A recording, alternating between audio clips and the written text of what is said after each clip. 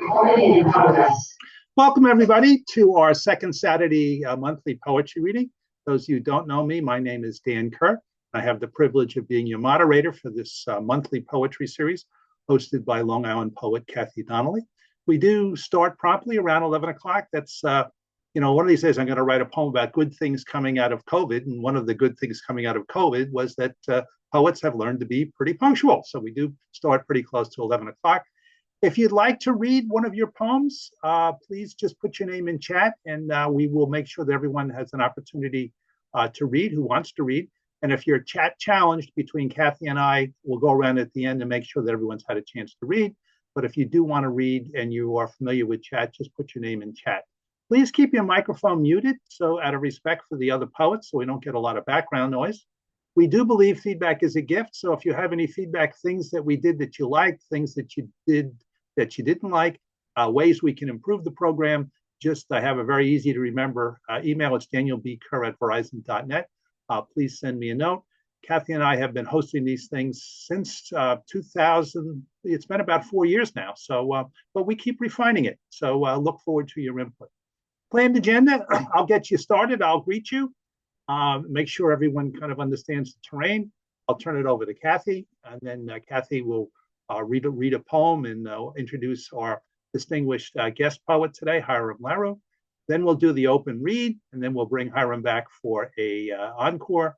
And then Kathy will have some closing remarks and also announce the poet that we have in September. This is one of many outreach programs at All Souls Church. I recognize you're here for poetry, not for evangelization. So as Kathy and I agreed, we would only focus on those things that do involve the poets. And Shu and a couple of other of the poets, it was great to see you at the last concert we had. We had a bluegrass group called Eastbound Freight there on August 3rd. The next concert we have is a Colombian classical guitarist named Francisco Roldan. So that's in the church, and it's either the first or second Saturday of the month. So this one, I believe, it's going to be the first Saturday of the month. Francisco Roldan will be there on 9/7, performing in the historic chapel. You'll recognize those handsome poets in the middle there. We've been doing this for many, many years. We went virtual back in 2020, and we've decided for various reasons to keep it virtual for the time being, for the foreseeable future, I should say. We also do Native American drumming once a month as well. This comes out of the Indigenous People Experience. It's a healing experience. That's our Native American drummer. We do that the fourth Thursday of each month. So if you're interested in learning more about these things, just go to the website or just send me an email. I'm happy to give you more information. Once a year, and you'll recognize Bruce and many of the other poets there in the middle picture there. Once a year, we do something called Conversations on the Sacred. And what we do is we combine poetry, we combine Native American drumming, and we combine music for students from the university. The last one we did was on July 6th, and you can see all the poets on the left who participated. Carolyn Emerson was the one who selected the sacred readings. Each reading would have been followed by a reading done by one of these poets, would have been followed by a musical interlude, either by the organist from All Souls, students from the university, or the Native American drummer. So once I know the date for the 2005 program, I will let you know and extend an invitation. All of you are participating today. If you want to be one of the readers that we do it again next year, just let me know. Once a year, and this is the last formal thing I'll mention, once a year we hold a race. It's one of the roles I have at All Souls. I am the director of that race. And it's a race, 5K race, competitively timed, different age groups from 10 and below all the way up to 80 and above. So we give gold, bronze, and silver medals. It's timed. So it's a 5K competitive race. And for those who prefer a nice leisurely walk through the beautiful streets of Stony Brook, it's a 2K walk as well. And this thing does two things. One, it celebrates the role of the church in the community and the various things we do. Also raises funds to make the church handicapped accessible. When Stanford White designed the building back in 1896, the life expectancy in the United States was less than 50 years. Looking out and getting to know some of you over the years, many of us who are here today wouldn't have made that cut. So accessibility was not high on his mind. We still don't have a bathroom. We still send people to the restaurant right next door. So it not only celebrates the role of the church in the community, raises funds to put a bathroom next to the church and also make the church accessible to all. So with that, I will turn it over to Kathy. Kathy? So I welcome Hiram, but first I'll read a poem. This one is called Tobar Frederick. It means Patrick's Well, which is in County Limerick. And this poem is by David Wallace in his book Essentials. He writes, turn sideways into the light, as they say the old ones did, and disappear into the originality of it all. Be patient with easy explanations and teach that part of the mind that wants to know everything, not to begin questions it cannot answer. Walk the green road above the bay and the low glinting fields toward the evening sun. Let that Atlantic gleam be ahead of you and the gray light of the bay below you until you catch, down on your left, the break in the wall. Just above in the shadows, you'll find a curved arm of rock holding the water close to the mountain. A just lit surface smoothing a scattering of coins. And in the niche above, notes to the dead and supplications for those who still live. But for now, you are alone with the transfiguration and ask no healing for your own, but look down as if looking through time. And if through a rent veil from the other side of the question you've refused to ask, and you remember now that clear stream of generosity from which you drank, how as a child your arms could rise and your palms turn out to take the blessing of the word. So I love this poem and read it many times, but the first two lines just grabbed me because it's like when you have a controversy in your life, which may come here and there, turn sideways into the light, as they say the old ones did, disappear into the originality. I just think that's very profound. So now we're going to talk about Hiram Larew, who guided the U.S. government food and security programs. His most recent collection of poems, Patchy Ways, was released by Cyberwit Press in 2023. His poems have appeared in recent issues of Poetry South, Iowa Review, Poetry Scotland's Galos, and Contemporary American Voices. He has been nominated for 4 National Pushcart Awards. He's received support from art councils and food banks, as well as the United Nations. Wow. And Feed the Children for his Poetry X Hunger, an initiative that is bringing a world of poets to the anti-hunger cause. And he founded the Voices of Woodlawn, a powerful program of poetry, music, and art that explores America's tragic history and legacy of slavery. Larew is a courtesy faculty at 5 U.S. universities. That's amazing. That's truly amazing, Hiram. Is a former member of the Folger Shakespeare Library's Poetry Board and serves as the poetry consultant to WBJC-FM Classical Radio in Baltimore, Maryland. He lives in Maryland, USA. That is, I imagine that your bio goes on much longer than that, but it's I already. appreciate you sharing that, Kathy. Yeah, I'm Hiram Larew, and I do live in Maryland, just outside of Washington, D.C., and it's a pleasure to be with you folks here today. I think if it's okay for me to start, I'd like to start by thanking both Dan and, of course, Kathy for co-hosting this morning's gathering of the First Saturday series. It's obviously, from what Dan described here a few moments ago, you folks have a very active group there, and this is just one of the many readings that you folks sponsor, and I'm pleased to be with you. The poems I'm going to present today offer what I think is, and I hope, is a little bit of surprise, or what I call wink. Some of you who know me know that I'm always looking for surprise in poems. In fact, I read, like you, I read lots of poetry by others, and I always look for, really hanker for, surprise in those poems. I want the poem and that surprise in it to change me as a result of encountering the poem. If I leave a poem with a difference or a new feeling, a thought, or a new insight, that's a good thing as far as I'm concerned. So I'm going to present, I think it's 5 or 6 poems, and I'll take a break in the middle for a public service announcements. Let me say right now, I do apologize to those of you who may have already heard me read any of these poems. And lastly, all of these poems have appeared in journals, and I'm grateful to the editors of those publications for providing the page space. So Kathy just read a poem from a poet in Ireland. Let's stay in Ireland for a moment. This poem was written while I was lucky enough to be a writer in residence at what's called the Heinrich Böll Writers' Cottage on Achill Island in County Mayo, Ireland.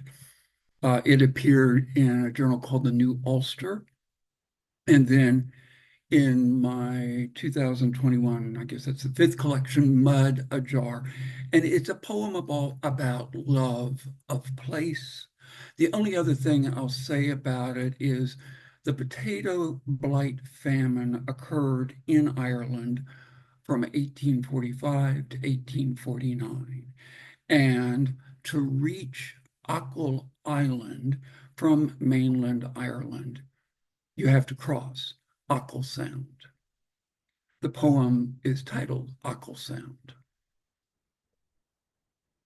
When the roads curve like sound and dip as if lifting to bow, whenever all thoughts round or cluster, or when hearts call down, is Ireland. And as rich when poor was, or as wise as bare heads in snow seemed, and as twigs so frail broke into song, and as true as any blight or potato could be, was Ireland. So when sand laps the senses, or salt drips the edges as dreams, whenever hope streams through such heavens, and moss comes home, or hearts beam down, is Ireland. My love song poem to Ireland. And here's another love poem. This one was translated into Shona, which is one of the official languages in Zimbabwe, by a Zimbabwean poet, Dr. Tembitanya. And she recorded it as a gift to me, and it's just wonderful. I'm not going to be able to read it in her beautiful Zimbabwean accent, but it's gratifying to have others read your work and illuminating. This one first appeared in 21st Century Flow. It's titled Clatter. Love me in the very same way that the word unbeknownst sounds in midair. Yes. Or just like how spires climb to the very top, and then even beyond soaps slip or noons drift, and as far as puddles can jump. Love, to love me like that. And love me as if handshakes were grins, or as when echoes find their tunnel. Love me like those birds that love diving and corners, or just like sunlight is love, as it teases the cupboards. Love me in all those ways and more. And with sashes open, love me now, but also then. And as much as when lunch is served, with all of that back and forth and clatter. Yes, love me as surely as cups that will spill, or then above, with nights excel, when listening turns to dreams.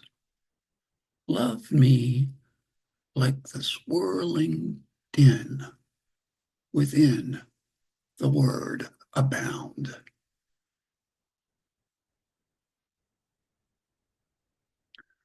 And this next poem is all about my growing respect for mistakes. It's been set to music by British composer, guitarist and composer Warwick Jones, and I'm grateful to him and his guitar for that. It first appeared in a journal called Poetry Catalog. It's titled Wrong Things. I need to listen more to wrong things. Yes. I need to let talk that's hard get close to me. I need to believe in the truth of burned up dinners and take lessons from dogs that sneak by with ticks. In fact, the only way I'll learn probably is from an animal that's hurt or from a kid who's shaky scared. Yes, the hollow sounds they make turn my shivers into wisdom. So, with all of that in mind, I think I'll turn my back on the surest things in life, because it seems along comes a mistake or bams of angry lightning, and what had been neat and locked down tight suddenly splits apart, wide open, all at once, with concerns and revelations. So I promised and threatened a public service announcement, and here it is. Some of you have heard about and even shared your poetry with Poetry X Hunger, an initiative that's fighting hunger with poetry. And in fact, for Poetry X Hunger, these last few months have been mighty special. For example, we've turned poetry into food. What do I mean? We've used Poetry X Hunger poetry and art created to some of those poems to raise more than $14,000 for anti-hunger organizations in the US and overseas. And one of the Poetry X Hunger poems was recently picked up and used by a nationally scoped composer as a lyric for one of his new musical compositions, a chorale string quartet featuring young voices, with a very moving result, all on YouTube. Poetry X Hunger has given its first 2 grants just very recently, one to an organization in New Jersey and one in New York, that are using poetry to fight hunger. So we're using our resources, the donations made to Poetry X Hunger, in the poetry fighting cause, in the hunger fighting cause. And here's yet another bit of proof that we're using poetry to fight hunger. Feed the Children, a huge anti-hunger organization, selected a Poetry X Hunger poem by the wonderful Canadian poet Josephine Larew. The poem is titled, If Words Were Enough. Feed the Children used that poem to produce a 1-minute public service announcement that has been aired very widely.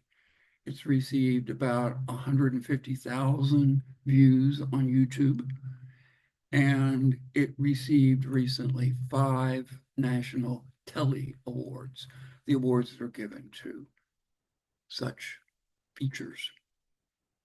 So all that to say, if you have an interest, we're always looking for more poetry to publish on the website.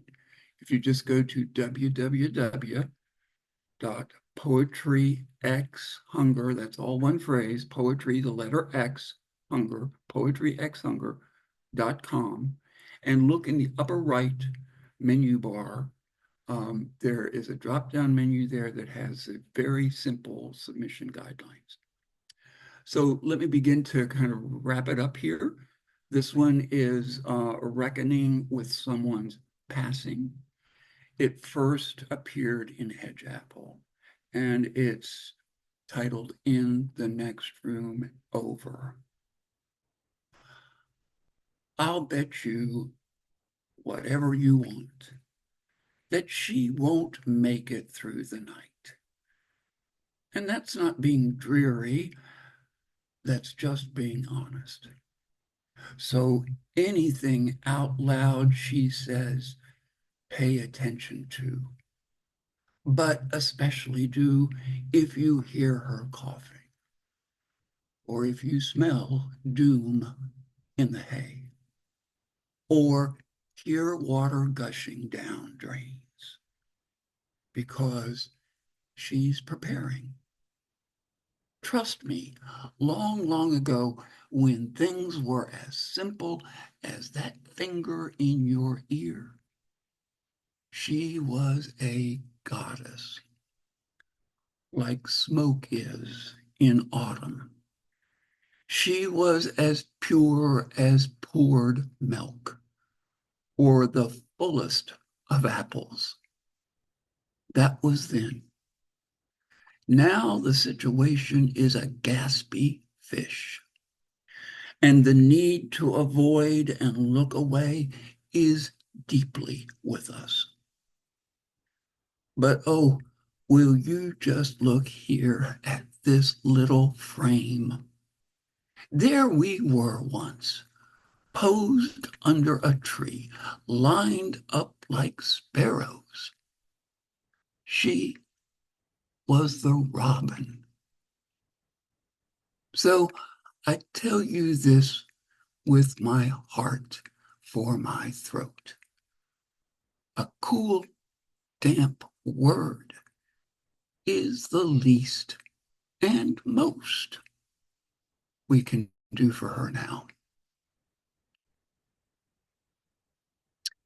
And this last poem in the set is a poem all about gratitude.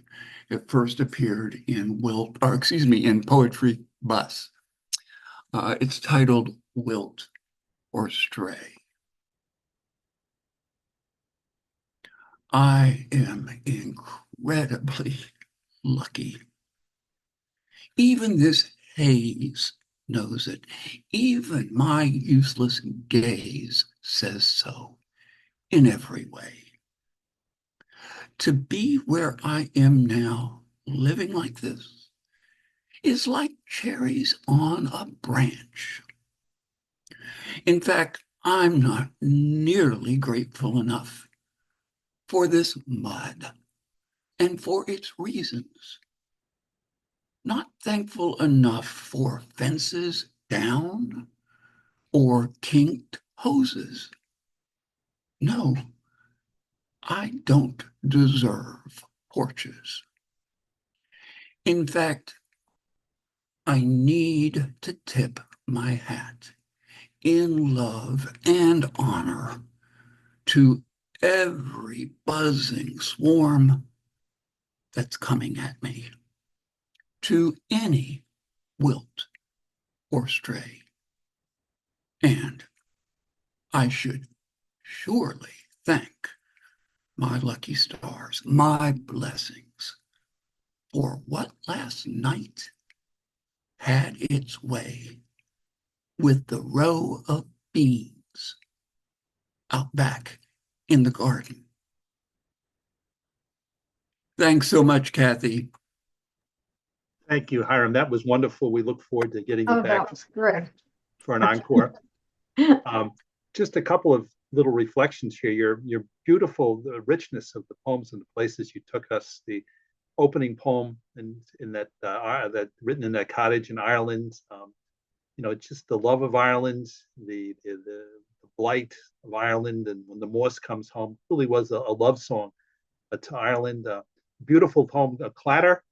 Talking about the loving you like spires reach the sky, and handshakes were grins, and the birds diving. Just beautiful, beautiful imagery, and learning from mistakes. I think next time I burn a meal or I pass by a dog, I'm going to think differently. Going to open my mind to learn from scared kids and hurt animals, and how your shivers metamorphosized and transformed into wisdom. It's beautiful stuff. Enjoyed the public service announcement. It's the first time we had one, Hiram, but it was a good one. We appreciate that. And also, we got the web address. If you didn't write it down, is in the chat. You can find it there, everybody. In the other room, very timely. Hiram and I were talking about, as I prepared, I lost my niece. So as I was listed on Thursday, and as I listened to that poem, just the description of the person who was dying being as pure as milk and now being a gasping fish was very moving and very emotional. And anyone who's ever experienced the death of a loved one could feel it in Hiram's poem. And then the beautiful ending in terms of the wilt or spray, those cherries on a branch, and the feeling of gratitude. And I'll try to remember to tip my hat to whatever buzzing swarm passes by. so well done on many levels. So we're going to move now to the open read. And we do have some folks with us for the first time, so it's always a good idea to, I don't know if I'd call them, here I call them commandments, maybe I should call them suggestions or parameters. So please put your name in chat if you'd like to read. So far, we've got 9 names in chat. So we'll call you in the order that you appeared there. Please only one poem, and please nothing more than 5 minutes, or we're going to run out of time. Please keep your microphone muted until you are called upon, and Kathy will close the program, and we'll see where we go. We're scheduled to go to 12. We may flex a little bit depending upon how many readers we have and how long the poems are. So we're going to introduce the poets in groups of 3 so they would be prepared. So it'll be Marvin, followed by Victoria, followed by Mike Daly. So Marvin, you're first. Everyone, please remember to turn on your mic. Starting with you, Marvin. Marvin, you got to turn your mic on. Marvin, put on your mic. Okay. There you go. Yes, you're worth waiting for, Marvin. Okay, it's called The Girl Up There. The girl on the porch would look down on us, we thought. So we had to rise to the level of her put-down gaze by riding without hands, feet pumping the wheels, cycles of endless shows before the teen majesty of our desires. Standing on the seat, turning over it, getting off and on, while the Schwinn careened down the block, a bronco that would yield to our hormonal rush. We could control the arc of our fun, but not evoke a smile, a nod, a sigh from the girl on the porch who stood a queen of our hearts viewing us disdainfully, while we sad jokers, enthralled perhaps by the distance of longing, rode on to the realm of maybe. Thank you, Marvin. We've all been those sad jokers somewhere along the line in our youth. So thank you for that. Victoria, over to you. Okay, this one is called Petition. When it is time, I will raise my arms to you in the darkness. Be kind to this descendant, beloved, faithful stars. Lift me up like an innocent baby. Hold me close when the earth falls away. When I am frightened by the sensation of turning everywhere, hold me there at your great height. Show me the world below. Tell me I will always be like each of you at the center of everything. Soothe me, tell me a bedtime story that reveals all the mysteries once hidden. Then, in sweet harmony, sing a loving mother's song, a pure lullaby with your sequined voices. Sway me to that silent place where all is invisible but for your everlasting light.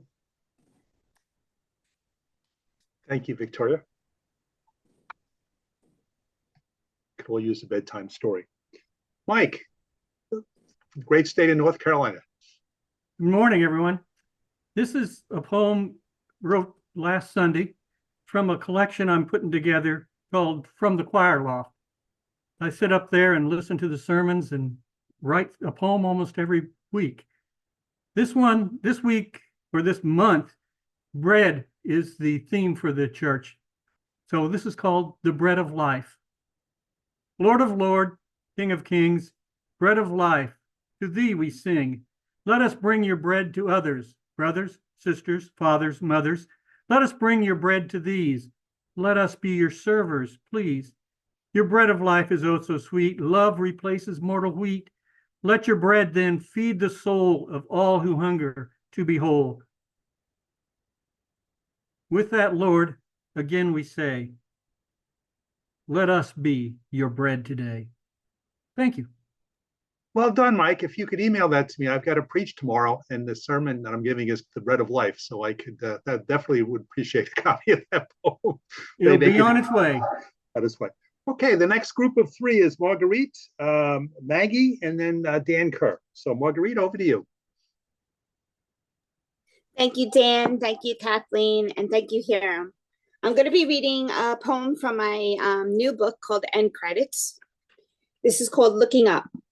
There you were on the top of the Ferris wheel. There I was, a dot from where you could see. A shy 15-year-old who wondered your name. The balloons popping from carnival games, smells of popcorn and cotton candy. It's been 35 years since this memory, a lifetime ago. I look up at you in my Daisy Duke denim shorts with sun-in highlighted hair, younger and more innocent. Now, when I look for you, I gaze up to the stars. Thank you. Thank you. Okay, Maggie. Good morning. What a wonderful reading, Hiram. I'm going to read a poem from my book, Sleepless Nights, published by Finishing Line. It's called Childhood Should Be More. This child should be recalled. The notes she penned, her plans each day, dotting each I of her journal, the corner of the dinner table, her counterfeit desk. She reads and writes, the fountain pen never empty, kept as sharp as Aunt Flo's tongue, lashing at this persistence in discovering words, a voice to be heard, acknowledged, unerased. In her 7th year, an orphan, her future forged by elders' hands, she clears the dishes, leaving a dark oak surface, her sole refuge. Thank you. Thank you, Maggie. Well done. So you would have seen in my opening presentation that we do a race, 5K race and a 2K walk, and I'm the director of that race. And there is a group of poets called the Live Poet Society that walks every year. And I thought it would be good preparation for me as the director of this race. This year's race is October 6th, by the way, to go and actually participate in a race organized by a different group myself. So I actually once ran in a 5K. And so I wrote this poem, and it was published in the Performance Poets Association journal back in 2020. And I thank Cliff and Judy and Jack for all the good work that they do with that publication. And it's called Running with Foster's. Foster's, those of you who are fond of beer know that's the beer, the Australian beer that comes in the very large can. So if you drink a Foster's, you're drinking a lot of beer. So the poem is called Running with Foster's. Here goes. My first and only 5K run that I ran in myself. My first 5K run began in a graveyard. As I waited for the starting gun, I read the epitaphs on the tombstones. May God hold you in his hands. In his will is our peace. Jesus holds you in your arms. And most relevant, you never run alone. The gun sounded, and I had a great start. Not bad for a guy in his 60s as I ran past much younger runners. But then came the first of many hills, and I began to think about all those tombstones that I read. Dear God, please help me up this hill. Jesus, please don't let me die here in front of all these people. As the sweat drenched my running shirt, I thought of Jesus in the Garden of Gethsemane. Was it God's will that I finish the race? Or could he take this cup from me? If only there was my own private Veronica along the way with a cool cloth to wipe the sweat from my face. As I pondered the agony of each hill, I suddenly realized I was not running alone. The many empty big blue beer cans in my garage were testament to my love of beer. The tombstones were right. You never run alone. God may not have held me in his hands, but my good friend Foster's beer was with me at every hill. How much fleeter would I be if I drank water instead of beer? How much less weight would I have to lug up each hill if I said a prayer each time I reached for a can of beer? When I returned to the car after the race, the big empty blue beer can on the floor reminded me, you never run alone. Thank you. Okay, the next group of three is Bruce, followed by Claude, followed by Dr. Richard. So Bruce, over to you. Thank you, Dan. And thank you, Kathy, and thank you, Hiram. This poem is called Dominion. In its season, a flower erupts from hot earth and lifts its petals to the light. Daisy sisters join in by the dozens, a sudden ballet of color, a riotous rite in the spring meadow. Wildlife dances and the forces of nature build to a music humankind may choose to hear or ignore. With ears that heard well enough the lines telling of man being made in the image of the maker, and heard the words that told of dominion, and believed them, and still believe in that charter with its rights and privileges. It's easy to plow a field of flowers under, to fell a stand of trees, to take what nature built and reform it into our image, to carpet the land with concrete and asphalt and weedless lawns. Not so easy to remind a sovereign of the duty that comes with power. Can the rose of Sharon's beauty give a factory farmer pause? Consider the choices made when loggers faced the redwood forests.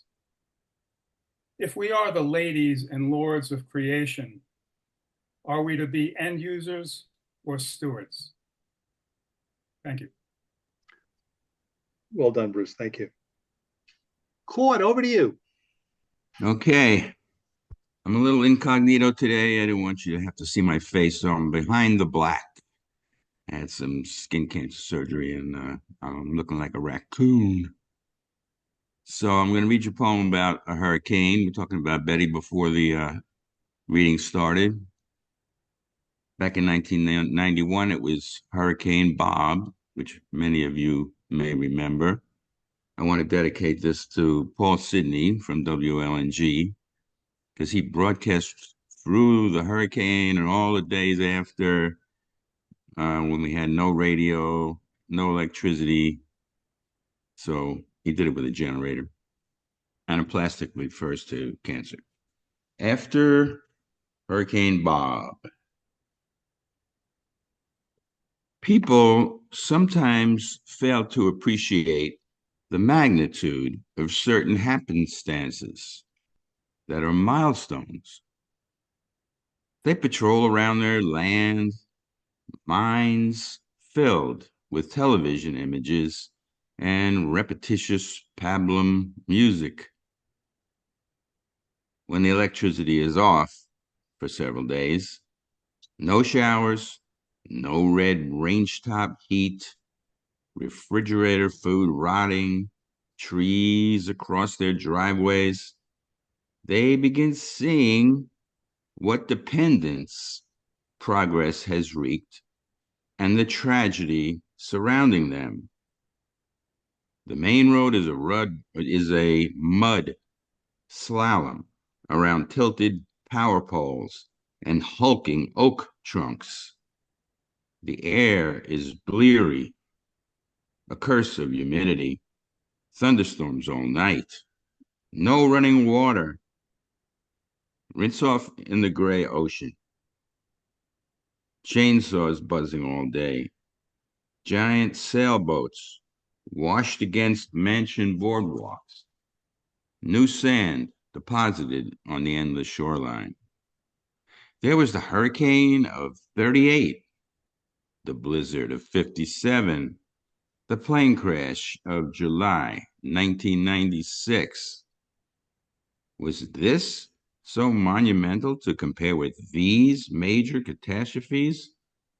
Only some roots loosened here after 6 inches of rain, 100-mile-per-hour winds, a birch against the house, restrained by dripping vines, broken branches litter the property, innocuous live wires sizzle about town when they pump in the voltage.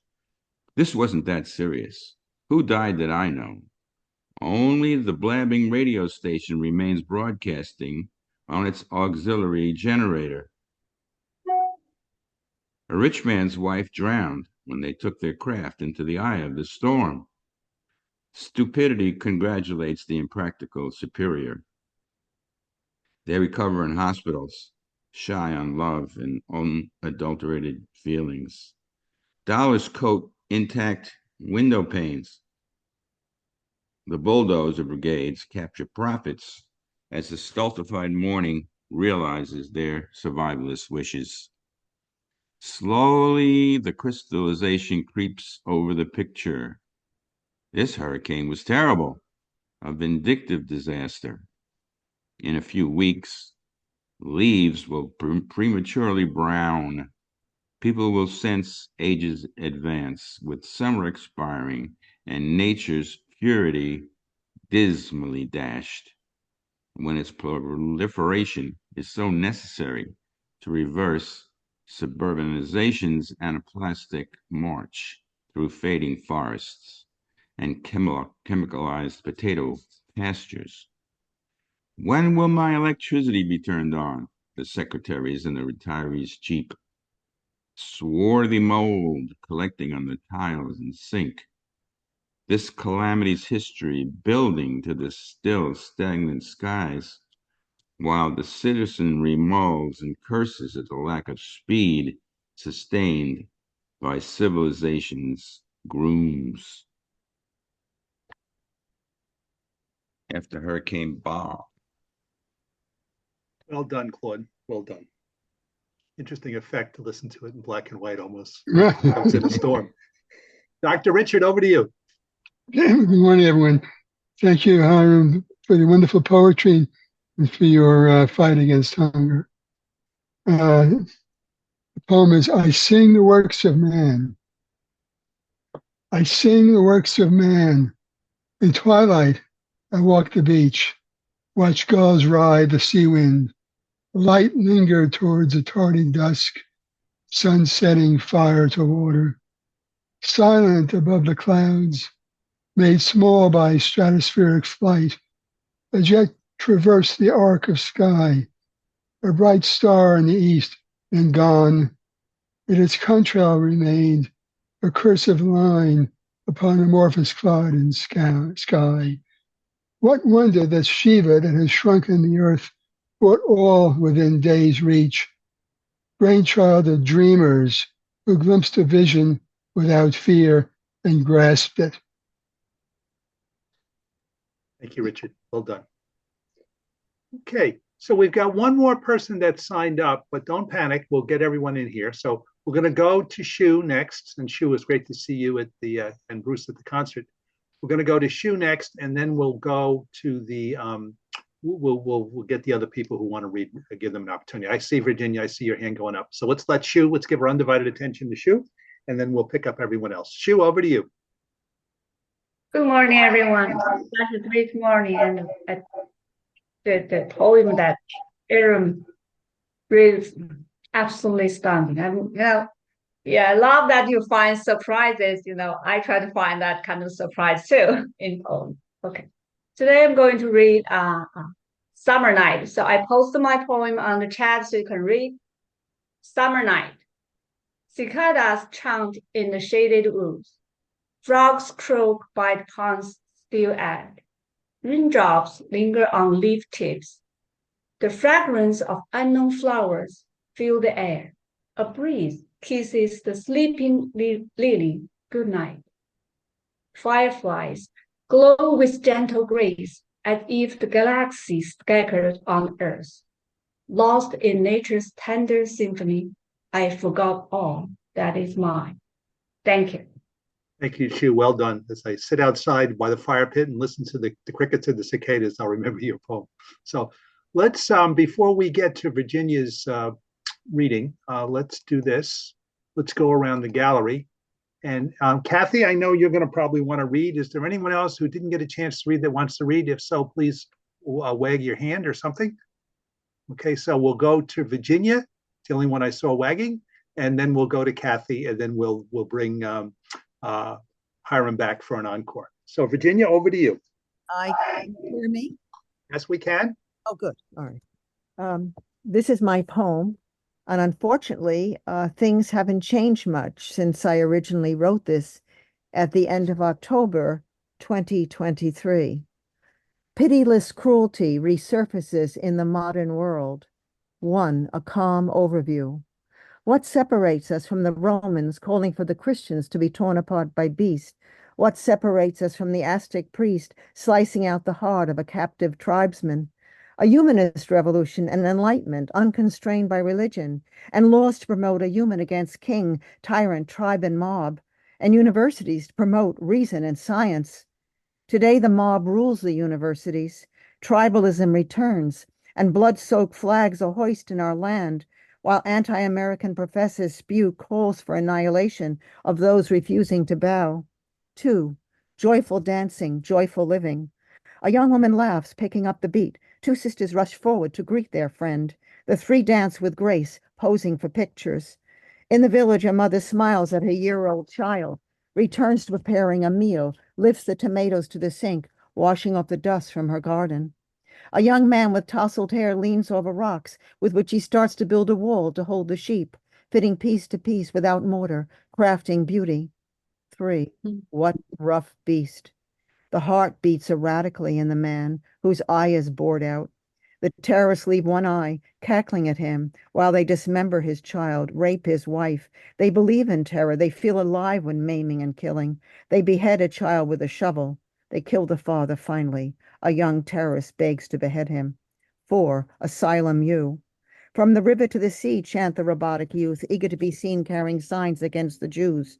This is bravery, they think. Of the Holocaust, they know nothing. The lemmings follow their cool professor of Marxist bent. In myth, the rats drown together in the sea. Here, the suicide is mental and may be permanent. The campus rats love to move in hordes, escaping arrest by numbers. They love to shout and scream as if their madness was understandable. How little they realize they are being used by the autocrats of power, anarchists of force, those who will rule the rats or the Khmer Rouge. Later will imprison them or will place them in positions of self-mocking power. 5. From the tunnels and hiding places. If I do not look at them, I may be spared or die quickly. If I do not look, do not feel, do not remember, if I do not recoil each time they stand over us, I may be spared. Do I want to live? Can I live without remembering? We are underground. We are buried alive with the demons who need to be killed. If my death comes when they die, I will give my approval. If I do not look at them, if I do not see, if I do not feel, I am dead while alive. No other way to survive this burial of hope. They rape me and hate. They killed my family. Why am I still alive? To give witness? When? When will I see the light? When will I know what justice the world will give? When will I live again? 6. On our island, the concert, the artist, and religious leaders. Mozart and Britten give us music to imagine ordered sound over frenzy and ancient fears. We sit in a church, letting the sound solace our minds, still shocked. Dissonance followed by burlesque return us to the normal. Beethoven rounds out the program, Lento assai, Cantata in tranquillo. On the wall, a stylized cross holds within a Star of David. Unspoken is our unifying love for one another, Christian and Jew. We are alike in holding love as our banner and guide, rather than hate, renouncing force over the other. Weeks later, an island artist who crafts tapestries of women in gardens invites her rabbi and the island's church leaders to speak to our community. Police guard us. All is calm in our civilized world. Thank you. Very, very moving, very timely, Virginia. Thank you. Kathy, that's a tough act to follow, but over to Kathy. That's an impossible act to follow. Virginia, my goodness. I'm overwhelmed by it and devastated by it at the same time. Okay. So, Hiram, you started by saying you can be changed after a poem. And I have to say, I wrote down a few things that will change me and I'll take with me the rest of my life. I'm not going to, thoughts in cluster, echoes find their tunnel. I mean, these are profound ideas. But the one I put it, the most important one here is to tilt my hat, to tilt and sway. I think I have that right. Yeah, so much stuff goes on in life, and one needs a perspective because our Long Island lives are pretty cherries. I think you put, I have cherries on a branch. So thank you so much for coming and your reading, and I definitely will partake in your hunger movement for sure. I'm going to read a poem, and I think it will speak to what you were saying too, and the innocence of people finding themselves in a mess, but certainly to Virginia's poem. And I just want to say one other thing. It's going to be published in a book called See If I Feel the Same. And it's going to be published because of Victoria turning me on to Kelsey Books. And I cannot thank her enough. I've done it personally, but I do it in public now, Victoria. I don't even know how to thank you. They are so into my work, and I'm busily having this opportunity to revise it. So Kelsey Books in Utah. When it rains, it pours. When it rains, he looks to find the details, the reason every raindrop falls, its angle, slant, way of being in relation to it all. Dropping in tandem, in disarray, ambivalent, unsure of falling at all. Unanswered questions in the rain falling. He stands very still, drowning in nothing he caused. Thank you, Kathy. Well done. Thank you. And our last poem from Hiram to close the show. Okay. Great. Well, I'm going to post my thanks in the chat, but say on mic how grateful I am to be with you folks, and my ears are grinning from having heard everyone. The only downside is that we didn't hear from Emily Sue, but maybe another time. So there's my gratitude, and I put my email address there as well. This last poem is another love poem. It first appeared, and it's a little bit older. It first appeared in Wisconsin River Valley Journal. It's titled Boat. You see, I don't care if his hair is combed bad. He is my son. Oh. I love every shoestring of him, every bit that he thinks he knows. 15 years. I don't care what he becomes because he'll become something. Look at him. He'll become more than those red ears or grinning legs. He'll become even more important than midnight. More and more, I hold him by his shoulder less and less. And when I do, it's as if he can't be here forever. I think I'll get him a boat to carry and then watch him like the minute that just went by. In the long run,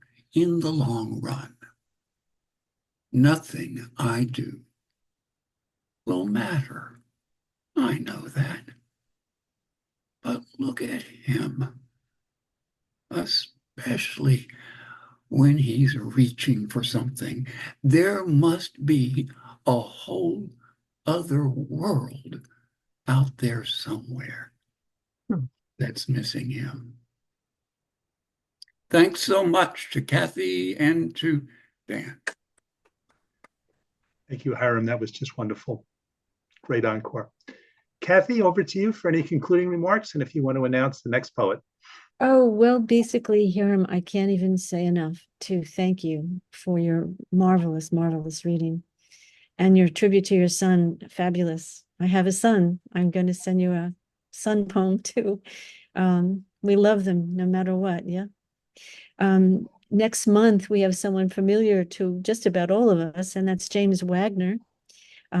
He's a force in this poetry scene, publishing, and he has a venue and of his own once a month. I think it's first Friday evenings in East Northport. We look forward to his reading. He's very comical, makes you laugh, and he's definitely worth the listen. So next time.